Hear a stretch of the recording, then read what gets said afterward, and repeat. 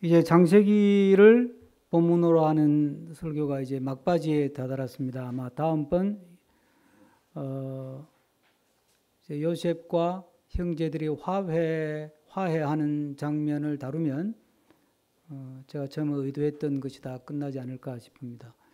이어서 제가 지금 생각하는 것은 전도서를 한번 좀 쭉 살펴보면서 같이 은혜를 나눌까 그런 생각으로 지금 준비를 하고 있습니다. 왜 전도서냐 하면 오래전에 한번 한 10년도 더 전에 강남 연동교회에서 제가 한 적이 있습니다. 근데 제 나름대로 생각은 뭐 오해하지 마세요. 제가 잘났다는 뜻도 아니고 저만 옳다는 뜻은 더더욱 아닙니다만 한국 교회가 길을 잃었다. 많은 부분의 길을 잃었다고 제가 생각하기 때문에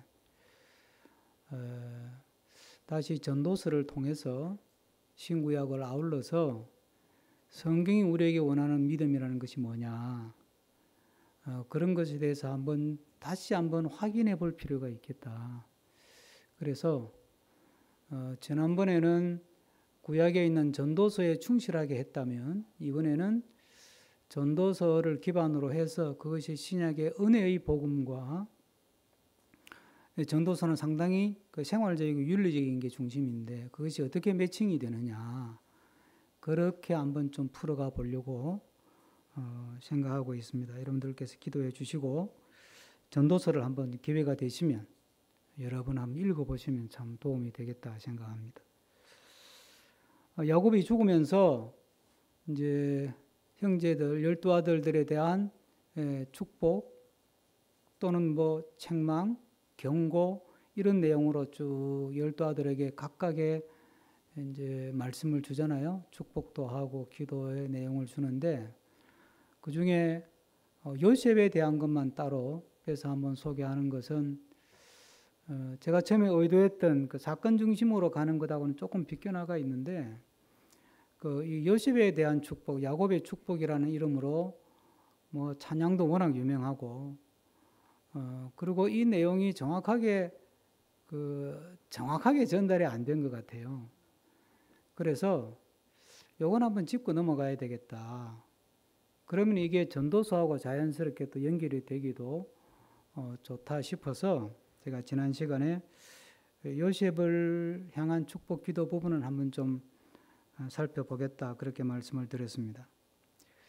여러분 성경에 축복 기도가 그렇게 많이 나오고 축복의 말들이 많이 나오는데 구구절절이 좋은 말만 잔뜩 들어있는 축복 기도는 이 요셉을 위한 축복 기도예요. 이게 뭐 처음부터 끝까지 어떤 좋은 말 대잔치 같아. 보면. 그러니까 이제 너무 우리는 좋은 거죠. 읽을 때마다 너무너무 좋은 거예요. 하늘의 복과 땅의 복부터 해서 뭐 다 받으니까. 그런데 중요한 건 성경은요, 어떤 최종 어떤 결과물로서의 복보다 더 중요한 것은 그 복을 향해 가는 과정이에요. 그러니까 우리가 하나님 나라 가는 게 마지막 소망이잖아요. 그게 우리가 받는 가장 최종적인 복인데 그 복은 이미 받아놓은 거잖아요. 그렇죠? 이미 받아놓은 건데 그러니까 성경은 하나님 나라 복을 제시하면서 그 다음 이제 강조하는 게 뭐냐면 하나님 나라 복을 향해 가는 그 과정을 성경은 쫙 이야기하고 있는 거거든요. 그러니까 요셉의 축복이 좋지. 요셉이 받은 축복이 너무 좋고 나도 그런 복을 받았으면 좋겠고 우리 자식들도 그런 복을 받았으면 좋겠고 이 나라도 그런 복을 받았으면 좋겠다. 너무너무 좋은 거예요. 그런데 그 결과만 가지고 그 복을 사모하면 이게 기복주의가 되는 거예요. 기복주의는 복을 구하되 과정은 없어요. 근데 성경은 복을 제시하되 과정을 중요시 여기는 거예요. 그러니까 그러면 그 과정이 뭐냐 하는 걸 우리가 한번 살펴보려고 하는 거예요. 오늘 요셉이 이 엄청난 복을 자녀 대대손손 뭐 이제 두 아들이 에브라임 므낫세인데 에브라임 므낫세가 복을 받아서 요셉이 지파 한 몫인데 두 몫까지 차지하잖아요. 그런데 또 가만히 요셉의 자녀들을 하는 짓을 보면 에브라임은 그래도 예쁜 구석이 꽤 있는데 머나세 하는 짓은 좀 이상해요. 그래서 머나세는 지파가 둘로 쪼개지잖아. 또 요단강을 기준으로 머나세 반 지파 남쪽 북쪽에 나눠져요. 그런 거 보면 또 요셉 할아버지만큼은 또 안 된 거예요.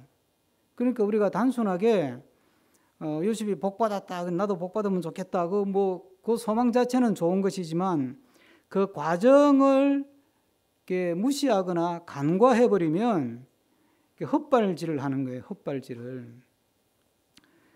그리고 중요한 게 사실은 제가 처음 말씀드렸잖아요. 복 자체가 최종 목적이 아니에요. 과정도 중요하지만 성경에서 말하는 복은요, 그 복 자체가 최종 목적이 아니고 그 복을 향해서 가는 과정 속에서 하나님이 뭔가 이렇게 하나님이 만들어 가려고 하는 게 있어요. 왜 과정을 중요시 여기냐면 부자 된다, 출세한다, 다 좋아, 다 감사하고 좋은 것인데 그것보다 더 중요한 것은 그 과정이고 그 과정을 왜 바르느냐 하면 그 과정을 통해서 하나님이 그 과정을 거치면서 우리에게 뭔가 하고 싶은 게 있는 거예요. 그러니까 뭔가 하나님이 원하는 사람으로 만들어가는 과정이에요.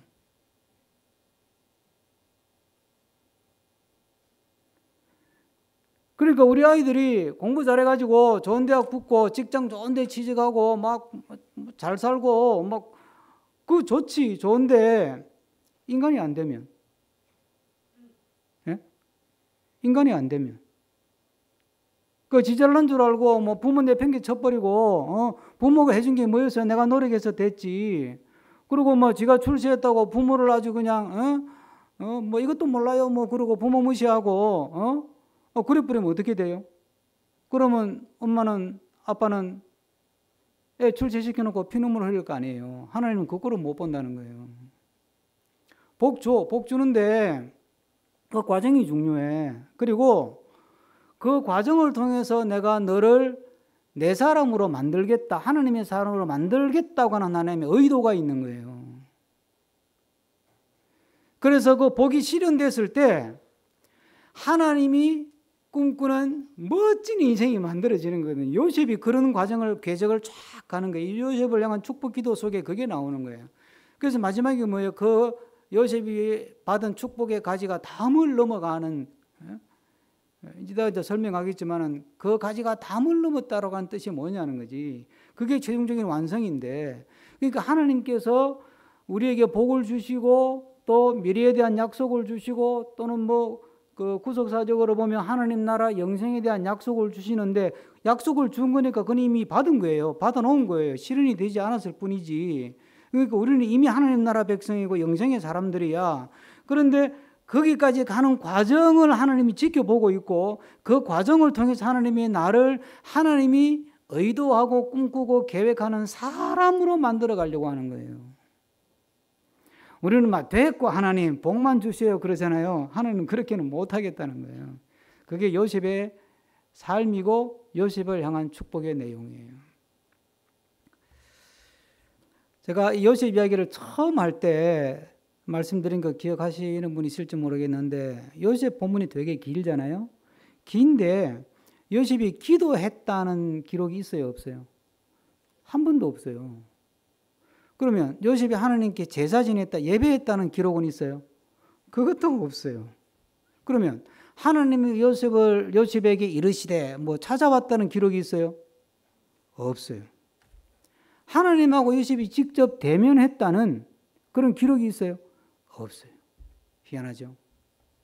이게 왜 희한하냐면요. 하나님은 아브라함을 직접 찾아와서 불러요. 이삭에게도 하나님이 찾아가서 말씀하세요. 야곱은 말할 것도 없고. 그런데 이 대단한 요셉은 하나님이 직접 찾아왔던 기록 자체가 없다니까, 찾아오지 않았다는 이야기가 아니에요. 그럼 성경은 왜 이렇게 기록을 할까요?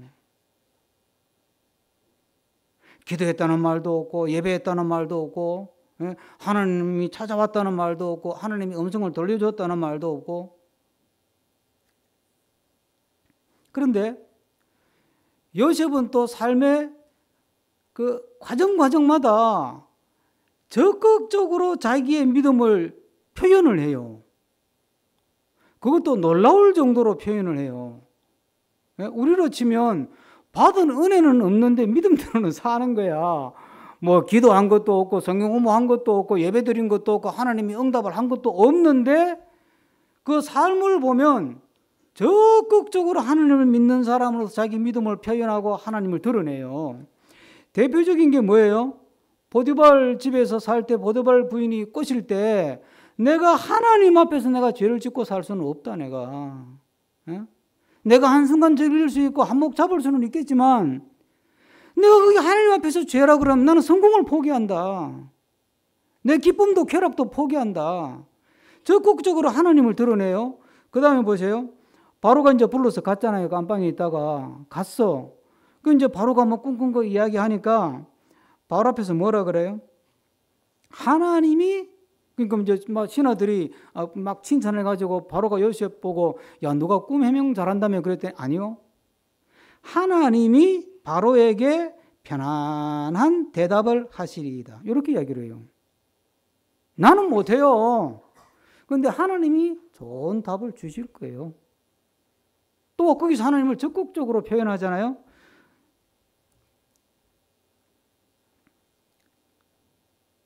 그리고 이제 꿈 해몽 다 했어. 그랬더니 이제 바로가 업돼가지고 야 너 대단하다 그랬더니 또 뭐라 그래요? 바로의 꿈은 한 가지인데 뭐 흉년이든 풍년이 다 한 가지인데 그 다음 말이 뭐냐면 이게 그 41장 25절에 나온 표현인데 하나님이 그가 하실 일을 바로에게 보이신 겁니다. 이렇게 얘기를 해요. 희한하죠? 은혜 받은 적이 없다니까. 우리식으로 말하면 기도한 적도 없고 예배 드린 적도 없다고요. 기도 안 했겠어요? 했겠죠. 예배 안 드렸겠어요? 드렸겠죠. 그런데 성경에 기록을 안 한다니까 그걸. 그리고 이제 다음번에 생각할 형들 이제 아버지 죽고 나서 야곱 죽고 나서 형들이 바짝 쫄아가지고 이제는 죽었다 그럴 때 형들 앞에 뭐라 그래요? 형들 앞에 하는 말이에요. 형님들 쫄지 마요.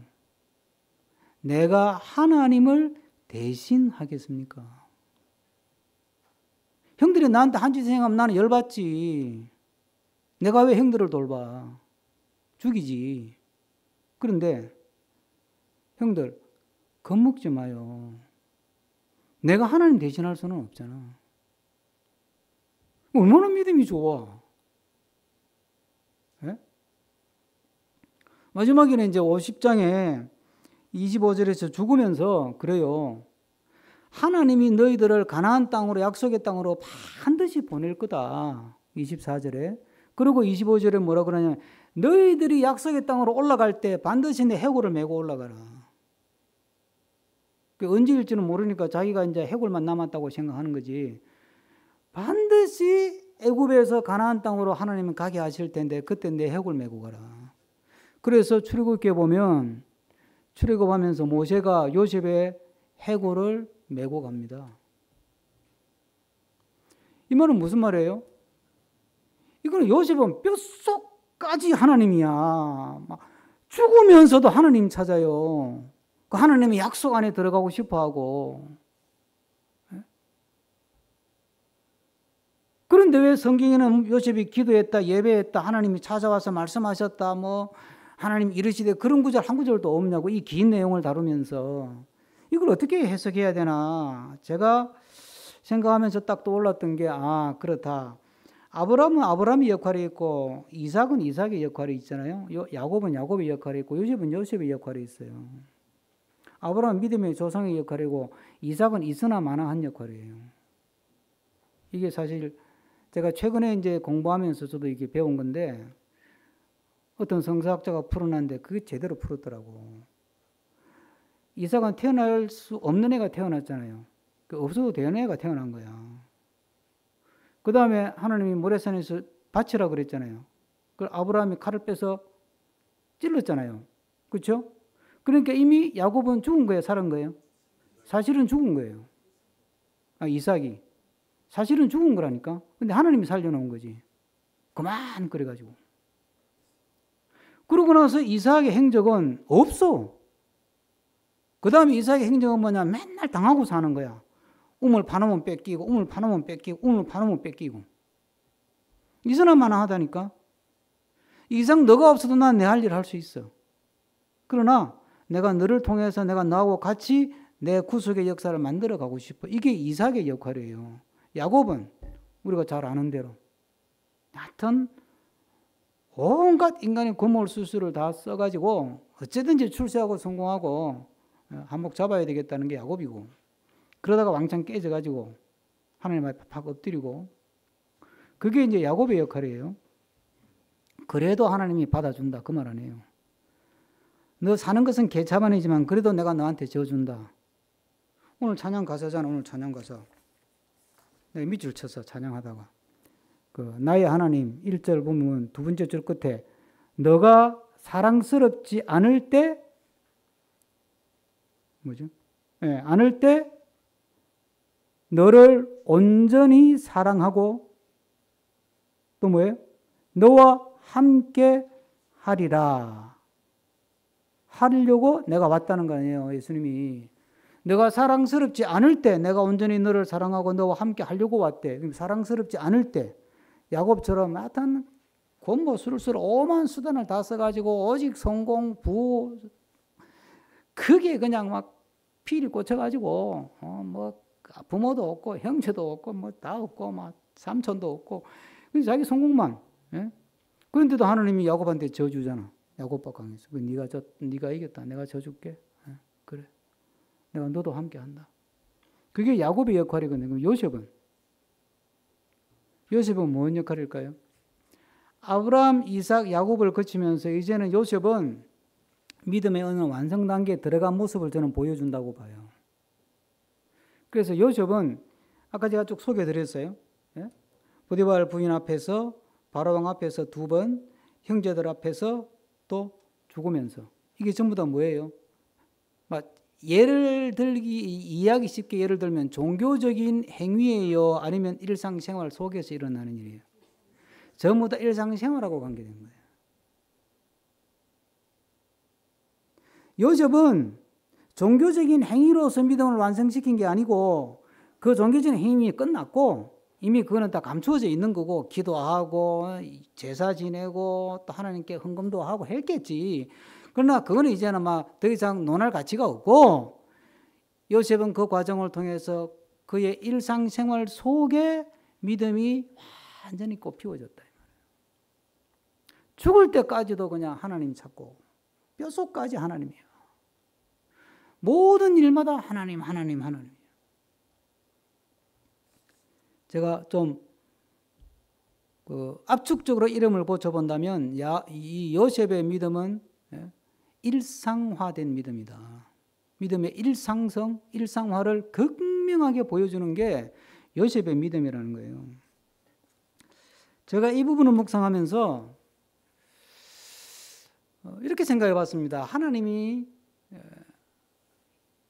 택한 백성 만들기 위해서 아브라함을 부르고 이삭, 야곱, 요셉 그리고 12지파가 만들어지고 그리고 가나안 땅으로 출애굽해서 돌아가서 이제 하나님의 택한 백성의 나라를 만드는 과정 속에서 하나님이 원하시는 게 뭘까?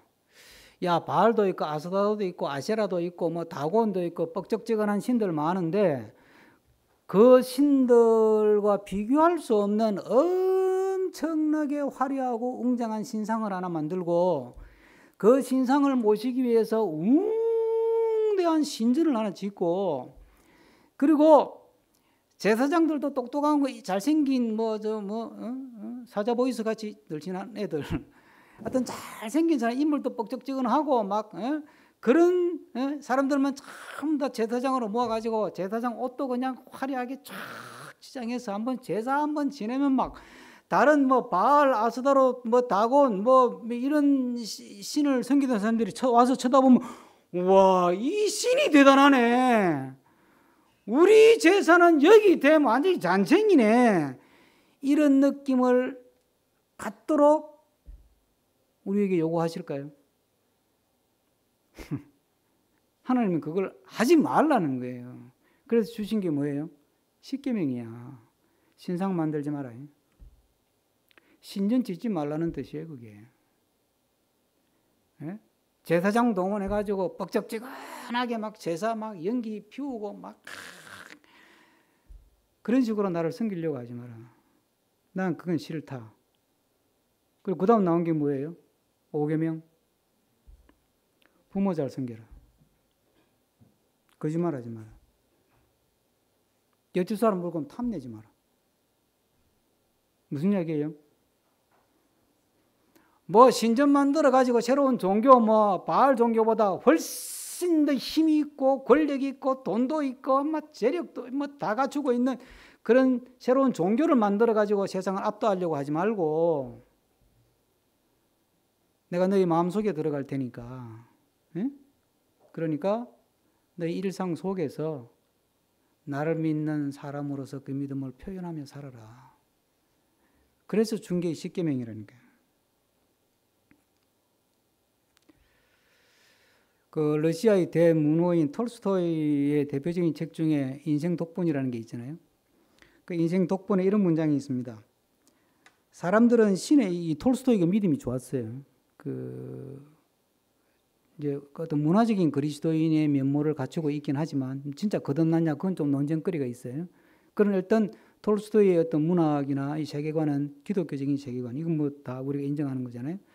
이 톨스토이가 인생 독본에 이런 아주 명문을 남겨요. 사람들은 신의 가르침대로 살지는 않으면서 숭배하기만 한다. 신의 가르침대로 살아라. 예배만 자꾸 드리고 뭐 기도는 열심히 하고 뭐 헌금도 잘하고 다 좋은데 왜 내가 가르친 대로 살지는 않느냐 그 말 아니에요.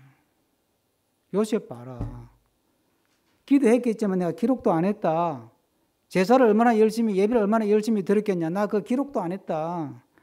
요셉이 얼마나 하나님께 많이 드렸겠냐. 나 그거 받은 거 기록도 안 했다. 근데 요셉은 일상 속에서 나를 드러내고 나를 믿는 믿음을 드러내면서 살았다. 교회 안에서 잘 믿는 것도 중요하지만 더 중요한 것은 교회 밖에서 잘 믿는 겁니다. 한때 요즘은 이제 뭐 기독교 뉴스에 그런 말 안 나오더라고요. 뭐 교회 오빠, 교회 누나 이런 말 있잖아요. 내가 그 말 되게 듣기 싫었었어요. 저도 저 교회에서 교회 오빠 소리 들었던 사람이긴 한데 그러니까 목사까지 됐겠죠, 저희 세대에. 근데 그거 되게 듣기 싫었어요. 우리 청년들이 있으니까 내가 꼭 부탁합니다. 교회 오빠 되려고 하지 마요. 그거 좋은 거 아니에요. 교회 누나 되는 게 좋은 게 아니야. 그럼 필요한 것이긴 한데 후배들이 있으니까 믿음의 좋은 본을 보인다는 측면에서 교회 오빠, 교회 누나가 필요해요. 좋지만 충분하진 않아요. 여러분이 다니는 학교나 여러분이 일하는 일터에서 거기서 세상 사람들이 볼 때 멋있는 사람이네. 멋있는 오빠야. 멋있는 누나야. 알고 보니까 교회 다니네. 그걸 목표로 삼아야 된다는 거예요. 믿음의 일상화. 하나님께서 원하시는 게 그런 것이다.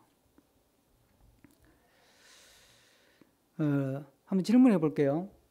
우리가 이제 어려움을 만나고 시험을 당할 때가 많잖아요. 고난도 겪고 역경도 만나고 시련을 만나고 또 막 내 문제가 해결이 안 돼가지고 막 괴롭기도 하고 그런 일이 있을 때 야고보서를 보면 하나님께서 뭐라고 야고보를 통해서 말씀하시냐면 감당할 만한 시험만 준대.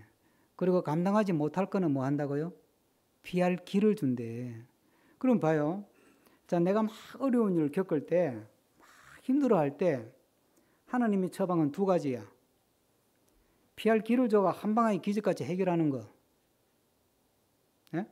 두 번째, 해결은 안 해주고 그 어려운 문제 씨름하면서 그걸 감당할 수 있는 힘을 주는 거. 여러분 뭐가 더 좋으세요? 한 방에 해결해가지고 막 그냥 피할 길을 쫙 열어야지 탄탄대로를 열어주는 거 그걸 바라잖아요.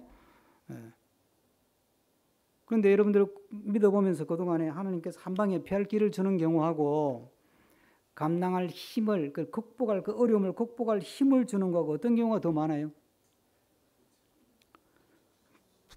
퍼센테이지로 따진다면 감당할 힘은 몇 프로 정도 될까요? 피할 기를 주는 거는 몇 프로 되고 감당할 힘만 주는 거는 몇 프로 될까요?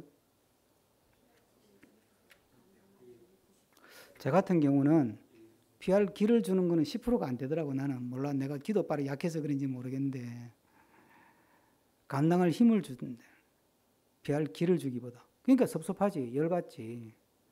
아니, 피할 길을 팍 열어줘야지. 사업이 팍 되게 하시고, 또 생각지도 않은 돈이 확 들어오게 하시고, 뭐 그전에는 병을 확 낫게 해주시고, 뭐 그래야 되지 뭐. 그럼 병 안고 살아라, 그냥 내가 힘 줄게. 아니, 그러니까 열받지. 근데 왜 하나님은 피할 길을 주기보다 감당할 힘을 주기는 걸 더 선호할까요? 네. 문제가 있을 때마다 피할 길을 팍팍 주면 내 믿음이 자랄까요? 안 자랄까요? 안 자라는 거예요. 왜? 기도할 이유가 없어지니까. 기도할 필요도 없어지니까. 그러니까 하나님은, 내가 그랬잖아요. 하나님은 복도 주지만 그 복을 향해 가는 과정 속에 나를 하나님의 사람으로 만드는 데 관심이 있다니까요. 우리는 내가 잘 되는 데 관심이 있습니다. 그런데 하나님은 내가 잘 되는 것보다 내 믿음이 자라는 데 관심이 있어요. 그래서 하나님하고 우리하고 자꾸 뭐가 코드가 안 맞는 거야. 기도해도 안 들어주고 왜 사랑한다 그러면서 왜 내 문제를 안 풀어줘? 나와 함께 한다며. 함께 하면 그러면 막 피할 길을 열어줘가지고 해결해 주셔야지. 왜 해결을 안 해줘? 이거 섭한 거지. 열받고. 기도해도 안 들어주네. 막 기도 안 할래. 예배 열심히 드렸는데도 뭐 응답도 안 해주고 나 예배 안 드릴래. 그런 마음이 저절로 드는 거예요. 그럼 하나님이 그러면 기도하지 말고 기다려라. 예배 안 드리고 그냥 기다려도 괜찮다고 근데 하고 싶은 대로 해라 그러는 거예요. 그러면서 스스로 돌아올 때까지 하나님이 기다린다니까. 그게 탕자의 아버지잖아요. 유산 미리 주세요. 안 주면 되잖아. 그렇죠? 제일 좋은 방법은 한 방에 그냥 피할 길을 주듯이 안 주면 돼. 야, 너 망가지는 길이야. 안 줘. 안 주면 얘가 나가서 허랑방탕할 일도 없지. 뭐 입은 이만큼 나와도 집안에서 그냥 사고는 덜 치고 살았을 거 아니에요. 근데 준다니까. 가서 왕창 깨지고 나서 지가 알아서 돌아올 때까지 기다린다니까. 그게 하나님의 방법이라니까. 요셉 봐요. 자, 23절 한번 봅시다. 23절. 축복의 말씀에 들어가기에는 적절치 않은 단어들이 나와요. 23절 다 같이 읽습니다. 활 쏘는 자가 그를 학대하며 적개심을 가지고 그를 쏘았으나. 그러니까 활 쏘는 자가 요셉을 확대한대. 그리고 막 적개심을 가지고 공격을 하는 거예요. 그런데 24절에 보면 하나님이 도우셔가지고 그걸 다 이겨낸대요. 그런데 이겨낸 것만 보지 말고 과정이 중요하다니까. 이겨낸 것만 보지 말고, 예? 단어가 여기 23절. 예. 이 학대, 적개심 저런 단어가 하나님 야곱의 축복의 언어 속에 들어있는 거예요. 저게 축복의 말에 들어갈 만한 말이에요. 이 말은 뭐예요? 야곱이 앞으로 축복을 향해서 가는 과정 속에 학대를 당한다, 안 당한다? 당한다. 적개심을 가지고 공격을 받는다, 안 받는다? 받는다, 이 말이에요. 하나님을 잘 믿어도, 하나님이 나를 사랑함에도 불구하고, 내가 열심히 기도해도, 하나님이 나와 함께 함에도 불구하고도 학대나 적개심을 만나는 것처럼 고난과 역경과 시련은 항상 있는 것이다. 상수다.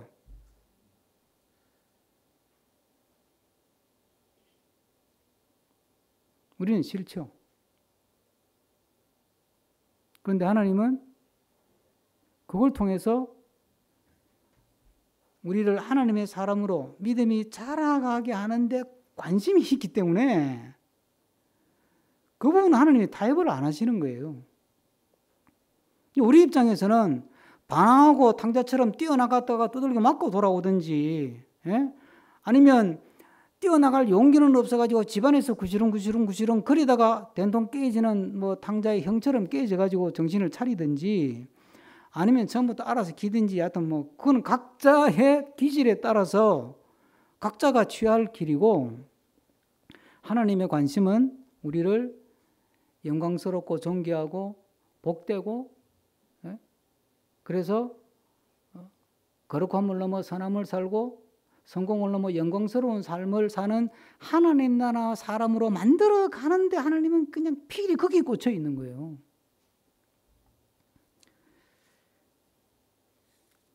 그걸 통해서 만드는 거예요, 우리를.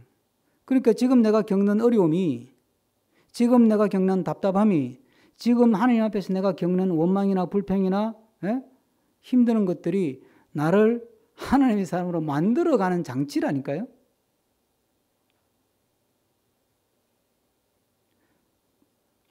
아멘 하기는 싫겠지, 당연히.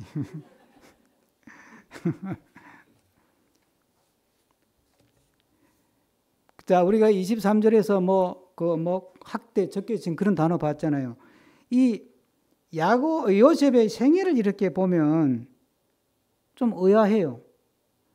제가 읽어 드릴게요. 39절에 보면 여호와께서 요셉과 함께 하시고 은혜를 받게 하시매 이런 표현이 나와요. 그리고 39장 23절에 이는 여호와께서 요셉과 함께 하심이라 여호와께서 그를 범사에 형통하게 하셨더라 이렇게 말이 나와요. 그러면 봐요. 자, 함께 하시고 형통하게 하시면 학대를 안 당해야지. 우리는 그렇게 생각하잖아요. 하나님이 함께하고 형통하게 하는데 학대를 안 당해야 되고 감옥에 안 가야 되고 억울한 일을 안 당해야 되고 적개심을 가지고 공격하는 사람을 안 만나야 되고 그런데 안 그렇잖아. 그러면 봐요. 이마누엘 하나님이라는 게 하나님이 나와 함께 하신다는 게 무슨 뜻이에요? 피할 길을 주신다는 뜻도 되고 피할 길을 주지 않고 시험 당할 때 감당할 힘을 주신다는 뜻도 되는 거예요.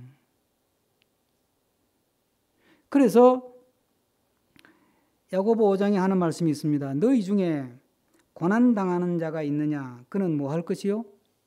기도할 것이요. 기도하지 않고 어떻게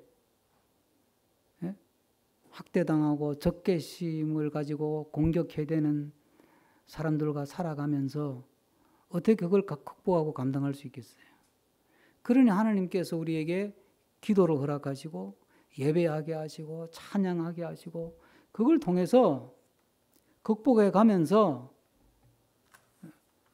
하나님께서 의도하시는 하나님의 사람으로 조금씩 우리가 자라가는 거거든요. 그러니까 여러분들이 지금 기도한 대로 안 들어주시는 거나 또 어려움을 겪는 것이 여러분을 망치게 하는 게 아니에요. 왜? 하나님의 시간 계획 속에 다 있는 것들이니까 허용된 것들이니까 하나님이 망치도록 내버려 두지 않습니다. 우리가 하나님 자식인데 우리가 잘못되는 걸 하나님이 보고 싶어 하겠습니까? 망치게 안 합니다.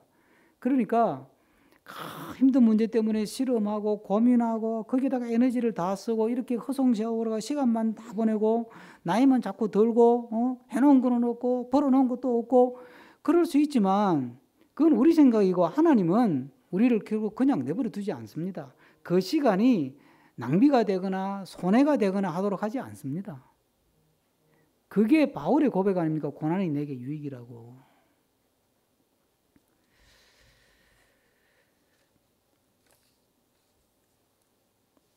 이제 요셉을 향한 축복 기도에서 가장 주목받는 게 뭐냐면 샘 곁에 심기운 무성한 가지라 그 가지가 담을 넘었다 이 대목인데 이 말의 1차적인 뜻은 요셉이 그만큼 풍족한 복을 누린다는 뜻이 1차적인 뜻이고요. 그 다음에 그 복이 담을 넘었다는 건 뭐예요? 요셉 덕 보고 사는 사람이 많을 거다 이런 뜻이죠. 실제로 요셉 형제들이 요셉 덕 많이 받고 요셉의 그늘에서 12지파가 번성했잖아요. 요셉이 죽고 나서 이제 박해를 받아서 그렇지 요셉 살아있을 때는 1인지하 만인지상이니까 요셉이 그 그늘에서 혜택을 많이 받죠. 그런데 여기서 이제 우리가 생각할 거는 이런 말씀을 가지고 오래전에 한 20년 전에 한국의 유명한 아주 목사님이 이름 되면 여러분 다 알아요.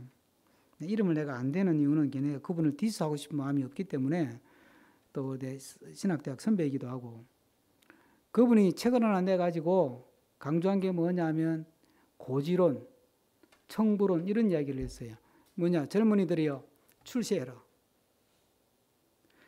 고지를 점령해라. 높은 자리에 올라가라. 그리고 다른 사람에게 너가 성공한 것을 가지고 베풀며 살아라. 이게 고지론이에요. 청부론은 깨끗하게 사업해서 부자가 되라. 그리고 부자 된 그 돈을 어려운 사람 베풀면서 살아라. 좋아요, 안 좋아요? 좋죠. 그러면 하나님께 영광 돌리고 살려면 출세해야 돼요. 출세 못하면 영광 못 돌려요. 하나님께 영광 돌리려면 다 부자가 돼야 돼요. 부자 못하면 뭐 때문에 못 나눠줘요.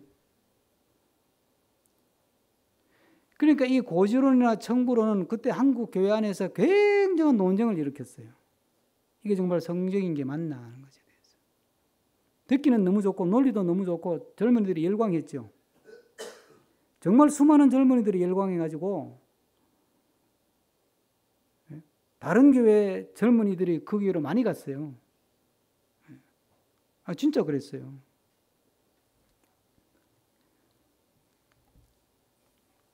요셉이 출세했잖아.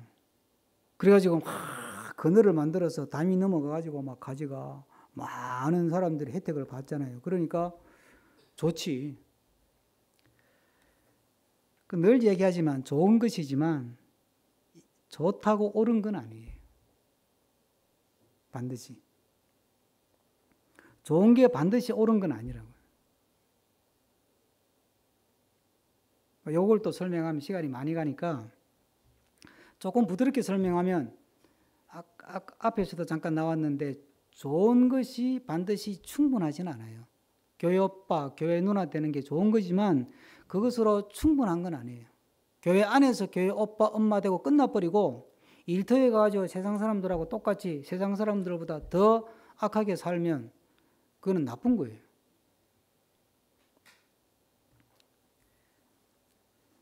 성경 한번 찾겠습니다. 마태복음 5장 16절. 여기 보면 예수님이 딱 이건 막 더 이상 어떻게 논란은 이어지 없이 딱 못 박아놨어요. 마태복음 5장 16절.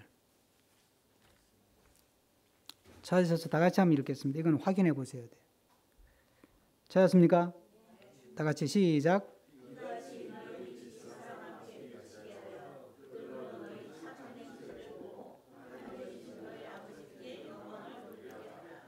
이게 주님이 원하는 거예요. 너희 착한 행실을 보고 영광 돌리게 하라. 그런데 우리는 착한 어떤 성품, 착한 인격이 아니고 일을 많이 해가지고 돈 많이 벌어서 뭐 헌금 많이 해가지고 뭐 전도 많이 해가지고 뭐 센터 막 크게 지어가지고 그걸 가지고 하나님께 영광을 돌리려고 자꾸 하니까 이게 자꾸 이상한 데로 빠지는 거예요.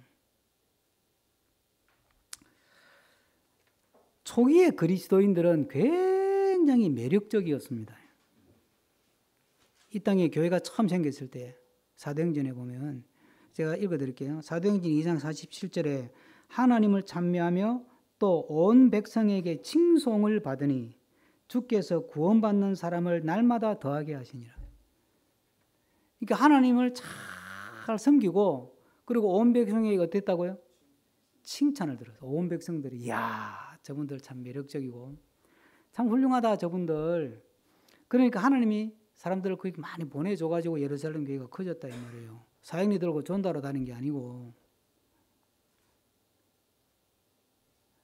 그러니까 하나님께 영광 돌리는 거는 우리는 자꾸 일로 영광 돌리고 어떤 실적으로 업적으로 영광 돌리려고 하니까 그러면 뭐 배운 것도 없고 가진 것도 없고 아는 것도 없고 뭐 잘하는 것도 없는 사람 영광 못 돌려요 그럼.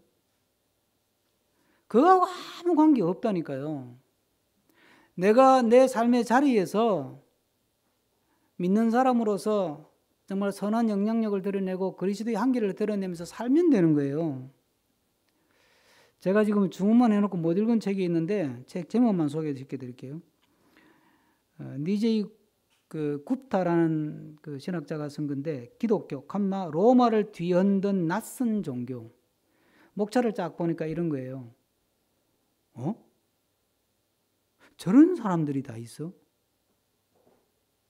이야, 이게 충격이네. 이런 내용을 1세기의 기독교에 대해서, 교인들에 대해서 조사해가지고 풀어놓은 책이고, 두 번째, 케빈 로우라고 하는 사람이 천 책인데, 이 놀랍고도 새로운, 이게 제목이고, 부제가 더 충격적이에요. 부제가 뭐냐면, 초기 그리스도인들이 로마 세계에 던진 경이와 충격에 관하여. 로마 사람들이 보니까 예루살렘 교회 교인들 이어지는 사도행전에 있는 교인들을 이렇게 보니까 완전히 충격을 받는 거예요. 그런데 왜 충격받냐? 못된 짓을 해서 나빠서 그게 아니고 사람들이 너무 경이로운 거예요. 하는 짓이. 그 대표적으로 목차를 쭉 보니까 아니 귀족하고 평민을 똑같이 대한다고? 이런 제목이 나와요. 소제목이. 성경에 사도 바울이 그러잖아요. 남자나 여자나 부한자나 가난한 자나 귀족이나 주인이나 종이나 예? 다 똑같다고 하나라고.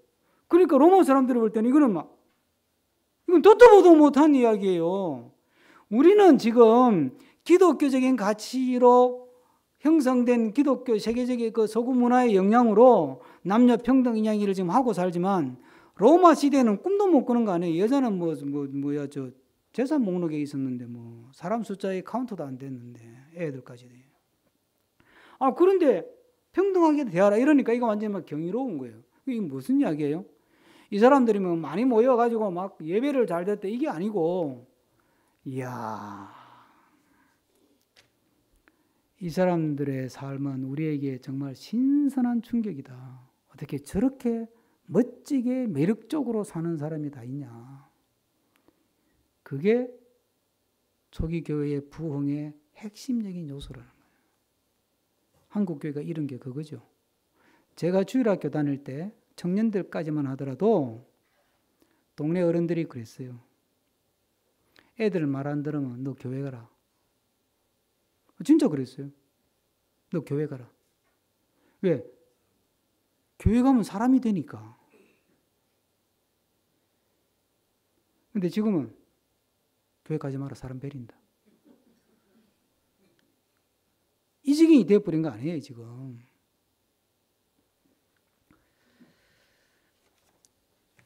너무 대단한 큰 일을 해가지고 하나님 영광 돌리려고 하는 어떤 헛발질이나 헛꿈 꾸지 마시고 조그마한 거 하나 있잖아요. 집에서 일 더해서 교회 안에서 조금 더 친절하고 조금 더 이렇게 먼저 다가가서 웃어주고 인사해주고. 우리 교인들에게 늘 강조하는 거예요. 이제 좀 있으면 점심 먹을 텐데 의자 테이블에 바짝 당겨서 앉고 사람 지나가는데 걸럭거리도록 그게 매력적인 그리스도인이에요. 아니 뭘 가지고 하나님의 영광을 드러내고 그리스도의 향기를 드러낼 거예요. 정말 우리가 그래서 우리의 믿음의 모습이 세상을 향해 담을 넘어서 선한 모습으로 선한 영향력을 드러내서 하나님이 기뻐하시고 우리도 복된 삶을 그런 믿음의 길을 가는 우리 모두가 되기를 축복합니다. 기도하겠습니다. 함께 다 같이 나눈 말씀 생각하면서 한